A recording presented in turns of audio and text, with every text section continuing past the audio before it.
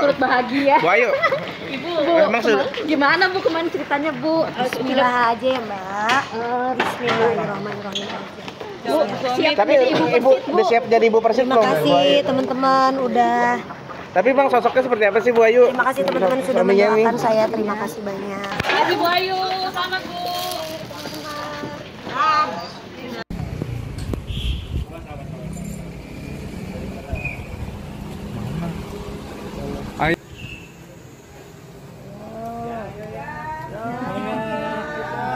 Iya, amin, amin. Doain aja ya, biar tambah sukses, semakin bersinar ke depannya, dan semoga dapat jodoh yang terbaik. Pokoknya yang penting kan kalau berita bagus mah aminin aja ya nggak sih? Iya. Saya kan nggak tahu.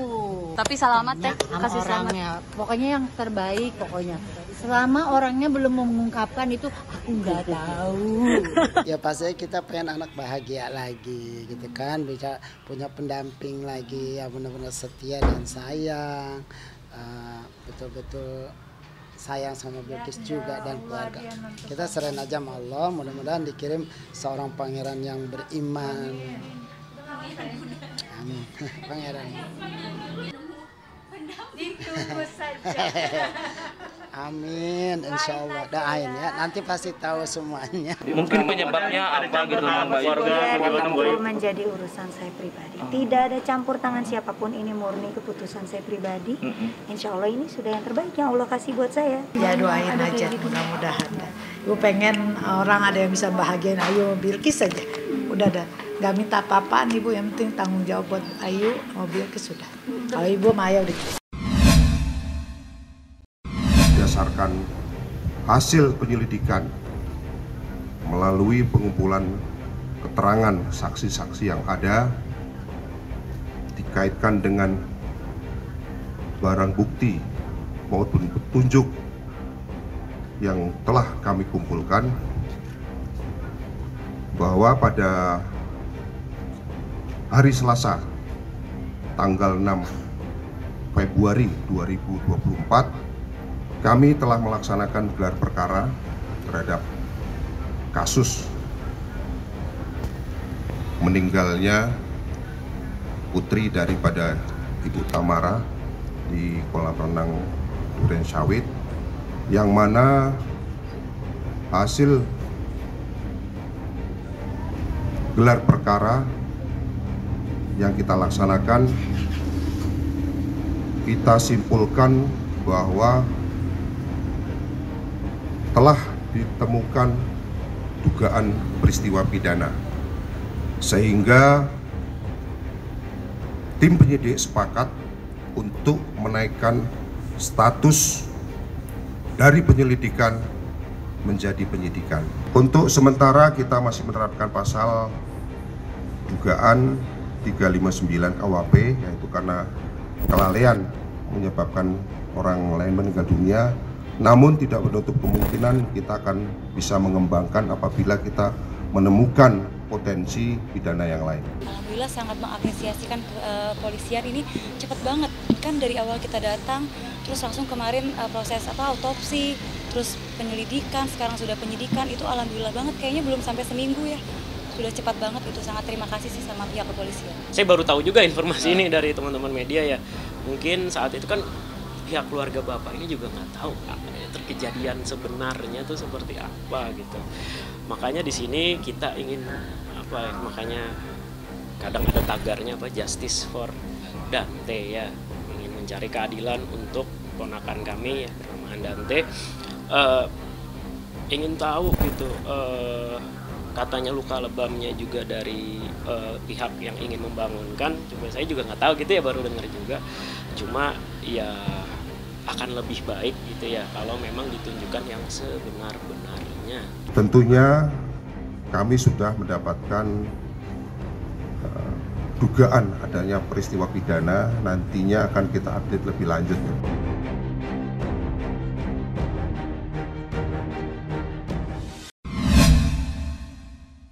Hemat batin saya asumsikan salah satunya itu adalah tentang emosi gitu ya, tentang memperhatikan kebahagiaan, emosi, termasuk juga seks ya. Ini saya asumsikan kalau nafkah batin seperti itu.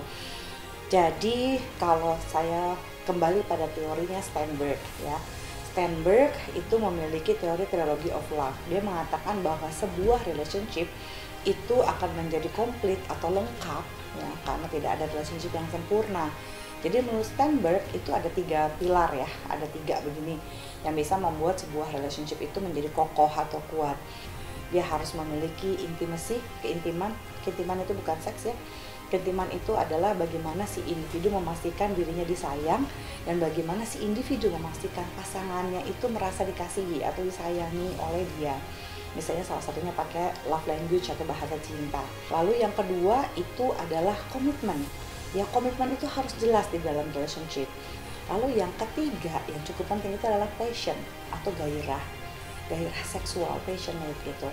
Jadi di dalam relationship itu memang penting adanya intimacy atau kasih sayang, komitmen yang jelas, dan juga seks gitu ya. Kalau salah satunya tidak ada di dalam relationship akan sangat timpang. Nah, nafkah batin masuk di mana? Nafkah batin itu masuk di dalam intimacy dan masuk di dalam passion. Jadi ini kalau tidak ada nafkah batin ini, tiga-tiganya ini ya timpang sekali. Saya nggak tahu nafkah batin yang mana yang dimiliki oleh siapapun gitu ya. Tapi intinya kalau orangnya setia tapi seksnya kurang dan ngerasa nggak disayang, ya nggak ini juga ya, sedih juga ya relationship itu. Kalau nggak merasa disayang meskipun setia dan seksnya juga enak banget gitu, itu juga nggak mau. Ada beberapa orang yang merasa kayak cuma dipakai aja sebagai pelampiasan seks itu oleh pasangannya. Nah, kalau misalnya sexless marriage ya, nggak ada marriage atau relationship itu, pernikahannya tidak ada seks sama sekali, tapi setia dan disayang, mau nggak? Ya mau. Jadi ketiga hal ini ya, nafkah batin ini yang menurut asumsi saya gitu, itu sebaiknya dimiliki, seperti juga sesuai dengan teorinya Steinberg. Ketimpangan dari tidak adanya salah satu ini ya, baik seks ya, baik rasa cinta, kasih sayang, atau mungkin komitmen gitu, itu akan mempengaruhi kesehatan mental dari si individunya sendiri. Hikmah yang bisa diambil di sini adalah bahwa ini banyak hikmah ya. Pernikahan rumah tangga itu ujiannya banyak ya. Jadi istri itu tidak hanya butuh nafkah lahir, tapi istri itu juga butuh nafkah batin. Kalau nafkah lahir istri nggak dapat, istri bisa cari di luar ya. Dihalalkan oleh Allah untuk bekerja, mencari uang untuk menafkahi dirinya secara lahir, untuk makan, beli pakaian. Tapi nafkah batin itu kan nggak bisa didapatkan selain kepada suami gitu. Jadi kalau buat suami-suami di luar sana, jangan sampai tidak memberikan nafkah batin kepada istri. Ujung-ujungnya pasti nanti istri akan tersiksa ya, akan terluka batinnya, dan akhirnya dia akan mengajukan khulu atau mengajukan perceraian. Ada beberapa laki-laki yang cenderung tidak bisa menginginkan seks lagi karena trauma, misalnya melihat proses kelahiran. Jadi memang bahaya untuk melihat proses kelahiran yang benar-benar dilihat bagaimana bayinya melahirkan normal keluar gitu.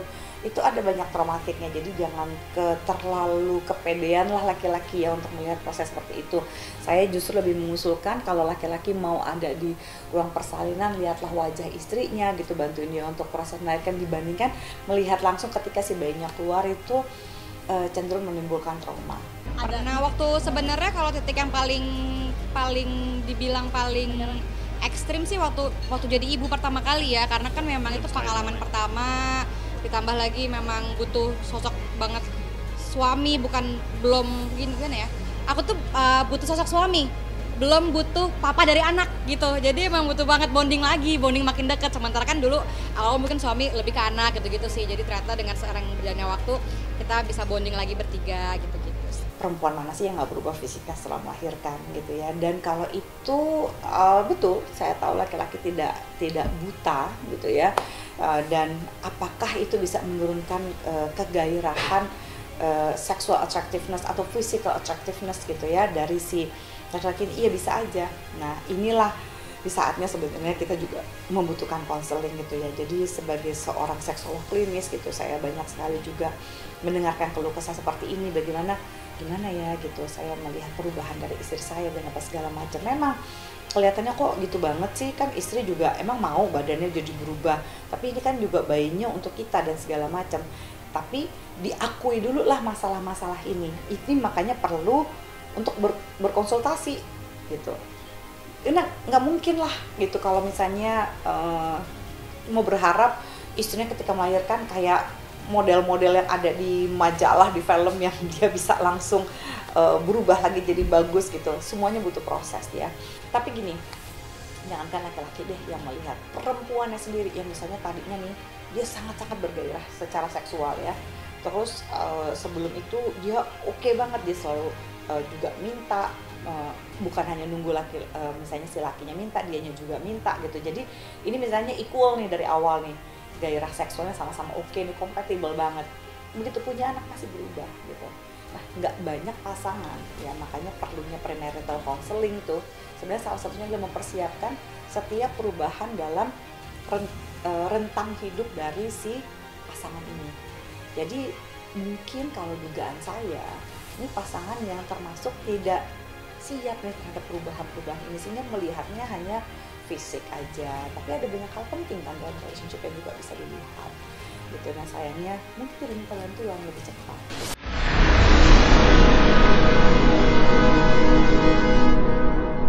Jadi jangan lupa untuk subscribe Cumi Cumi, ditekan ya tombol lonceng merahnya.